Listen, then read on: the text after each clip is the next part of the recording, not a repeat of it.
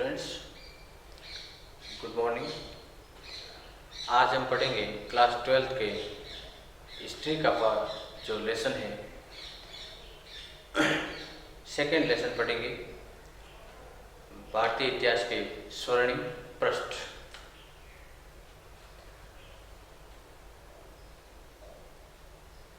भारतीय इतिहास के स्वर्णिम पृष्ठ।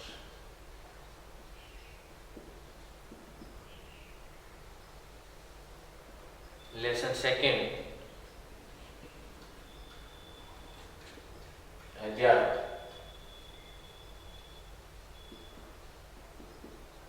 सेकेंड। मैंने सेकेंड चैप्टर के जो नोट्स है वो डाले, इसलिए जो नोट्स आपको मिले हैं उन नोट्स के आधार पर ही हम आगे बढ़ते जाएं। यहाँ हमें पहला पार्ट पढ़ाना था, लेकिन नोट्स हमने सेकंड पार्ट के पहले दे रखे हैं, तो हम सेकंड पार्ट पढ़ेंगे, फिर फर्स्ट पार्ट हम बाद में पढ़ लेंगे।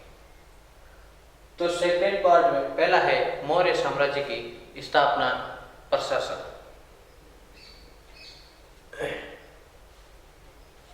जो टॉपिक हम पढ़ेंगे वो है मौर्य साम्राज्य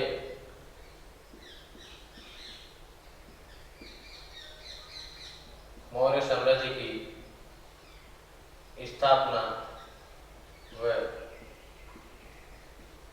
प्रशासन। पहले हम देखेंगे स्थापना मौर्य साम्राज्य की कैसे हुई, किसने की, किसकी सहायता से की, कब की। तो जो भारत वर्तमान में है, इस भारत से कहीं बड़ा था भारत।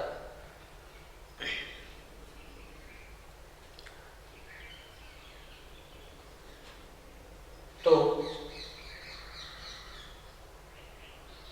वर्तमान भारत का नक्शा हम बना के साथ में हम वो पुराने भारत जो पहले मौर्य शासनकाल के दौरान था वो ऐड करेंगे।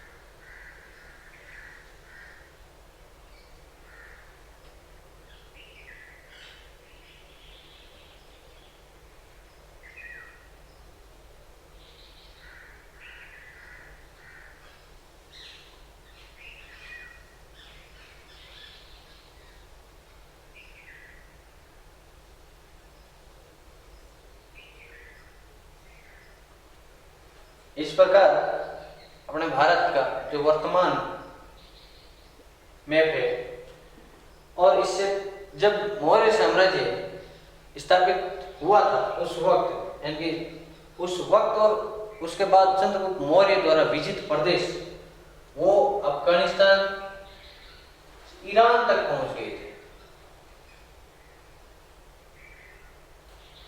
ये वाला इलाका, और नेपाल भी साथ में था। यहां आगे बर्मा तक बढ़ चुके थे, और ये जो अपना बांग्लादेश है ये भी साथ में। तो जो पहले भारत था इसमें और वर्तमान भारत में काफी अंतर है कि चंद्रगुप्त मौर्य ने एक इतने विशाल क्षेत्र की स्थापना कर दी थी जो अंग्रेज भी नहीं कर पाए थे। यानी कि अंग्रेज इस इतने बड़े क्षेत्र की स्थापना नहीं कर पाए थे।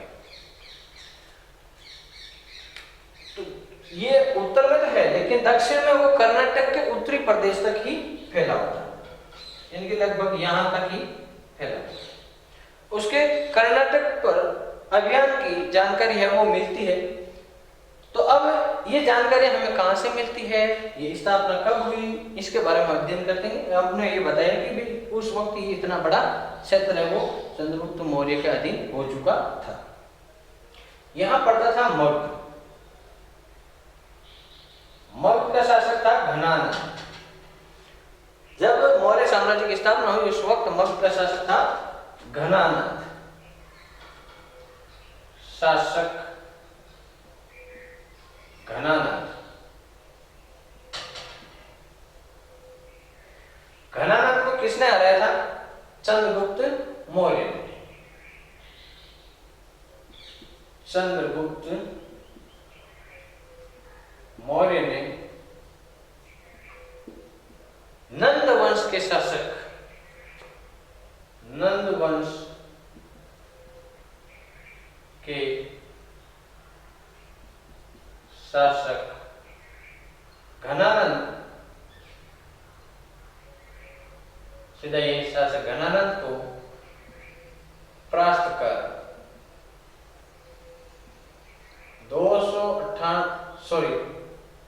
322 ईसा पूर्व में, 322 ईसा पूर्व में, 322 ईस्वी नहीं है। अब ये ईसा पूर्व 322, 321, 320, 319, 318, 317 ऐसे ये उल्टा आता जाएगा। फिर जीरो होने के बाद 1 2 3 4 5 वापस शुरू हो जाएंगे। तो 322 ईसा पूर्व और 322 ईस्वी में 644 ईयर का अंतर है। आप इसे ईसा पूर्व ही याद रखें। 322 ईसा पूर्व में मौर्य साम्राज्य की स्थापना कर दी थी।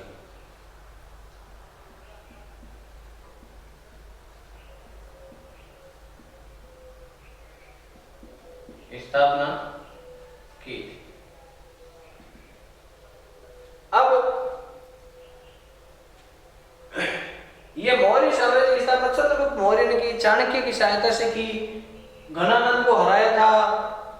तो ये कहीं एक जगह लिखे हैं, तो एक से तो तथ्य हम मानने भी नहीं जा सकते। हो सकता है किसी ने किसी वजह से लिख दिए होंगे, लेकिन काफी इतिहास क्या है, अतीत में मनुष्य द्वारा किए गए क्रियाकलापों का अध्ययन इतिहास है। इतिहास हास्य जो बीत चुका है, तो इतिहास काफी लोगों द्वारा, इनके लोगों द्वारा किए गए जो क्रियाकलाप है उनको सही ढंग से जब उसे रचना किया जाता है, रचना की जाती है, आकलन किया जाता है, वो इतिहास है। अब इतिहास को भी दोहराने के लिए क्या चाहिए? तथ्य चाहिए, प्रमाण चाहिए। और वो प्रमाण है कुछ पुस्तकें, पुरातात्विक स्रोत यानी कि साहित्यिक स्रोत है, पुरातात्विक स्रोत है, या फिर हम कह सकते हैं अभिलेख जो पुरातात्विक स्रोतों में आते हैं।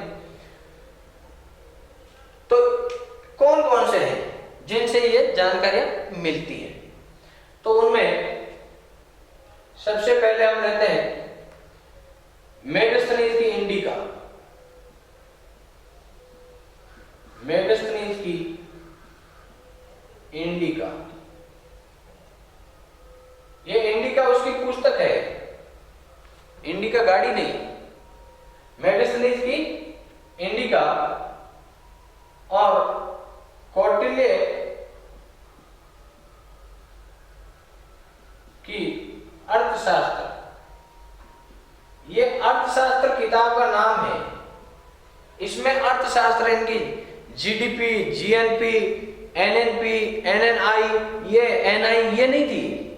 Net income, net national income, gross domestic produce, ये नहीं था। ये किस पर आधारित थी? ये थी राजनीति पर आधारित। किस पर थी? राजनीति पर, यानी कि शासक द्वारा जो कार्य किए जाते थे, क्या करने चाहिए उनको, इन चीजों पर आधारित थी। फिर हम देखते हैं 2 टीकाएं बौद्ध धर्म की, दीपवंश व महावंश।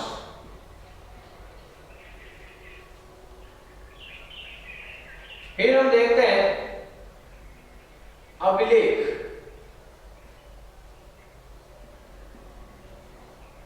फिर हम देखते हैं विशाखादत्त का मुद्रा राक्षस, विशाखादत्त का मुद्रा राक्षस, ये ग्रंथ है। फिर हम देखते हैं सोमदेव का कथा सरित सागर, सोमदेव का कथा सरित सागर।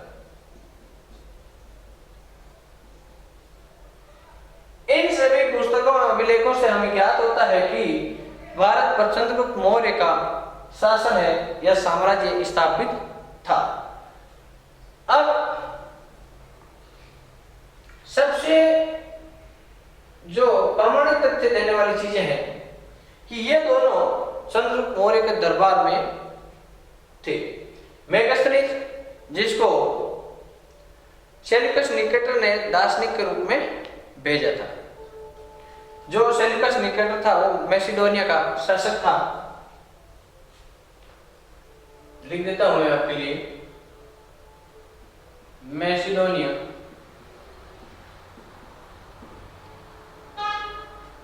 के शासक सेल्यूकस निकेटर का राजदूत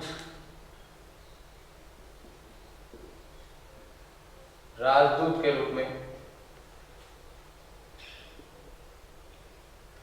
अब ये बातें या ये तथ्य हमें बताते हैं कि चंद्रगुप्त मौर्य का शासन स्थापित हुआ था। अब हम देखते हैं कि चंद्रगुप्त मौर्य ने शासन कैसे स्थापित किया था और किसको हराकर किया था, कितनी समस्याओं का उसे सामना करना पड़ा था, इसमें इनकी सहायता किसने की थी, चंद्रगुप्त मौर्य कौन था और एक ऐसे अनजान व्यक्ति ने कैसे मगध जैसे बड़े साम्राज्य पर अधिकार कर लिया, इन चीजों के बारे में हमें अब देखना है।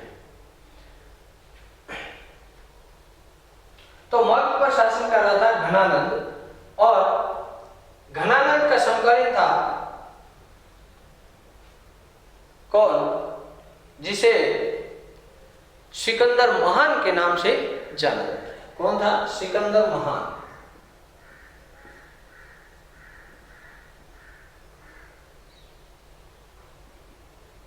सिकंदर ने विश्व जीतने का जो सपना देखा था, पूरे विश्व पर अपनी जीत की जो पताका फहराना चाहता था, उसी दौरान उसने भारत पर भी आक्रमण किए थे।